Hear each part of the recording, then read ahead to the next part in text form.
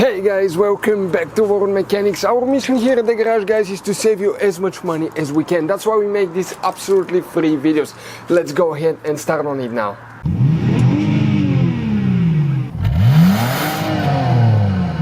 So let's start on it now. So guys, for the radio frequency hub module, which fuses we need to check. By the way, if you want to see how to program a key or anything like that on a Dodge vehicle, we have the video on our YouTube channel. What you need to do, open the hood here, guys. On the driver's side you see that's your car battery. Right in front of it you have a fuse box, that's your cover. Here you need to press two knobs, lift up, it will open. On the inside you will find the main engine fuse box with a layout like this one. Before we continue, let's explain quickly why it's always a good idea to test fuses and relays. Guys, it's very important to always test your fuses and relays. Why? Sometimes you may think you have a good fuse, guys. It's hard to tell. Look at those fuses, right? And sometimes, okay, you pull the fuse. Okay, I'm going to get the fuse pulled and I'm going to remove one fuse.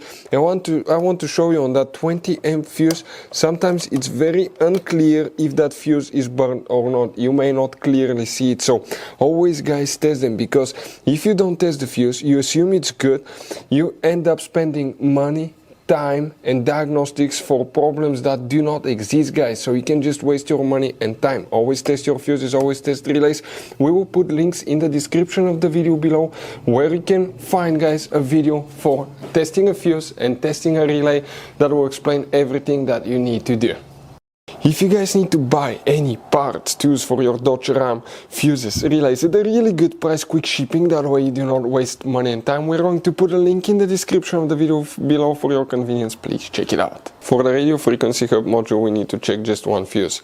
But guys, make sure to stay until the end. We want to give you one quick advice, that way you don't end up being stuck in the middle of nowhere like we did. The fuse that we need to check for the radio frequency hub module is known as fuse number 52. So if you come here, that's 50, 51, 52, that 5 amp fuse right here. Now you guys have all kinds of different fuses, relays. Buy some spare ones, put them in the glove box for a peace of mind. One time we needed a replacement, we couldn't get one, we couldn't find one anywhere, and we ended up being stuck for a few days. Hopefully the video will be helpful. Thank you for watching.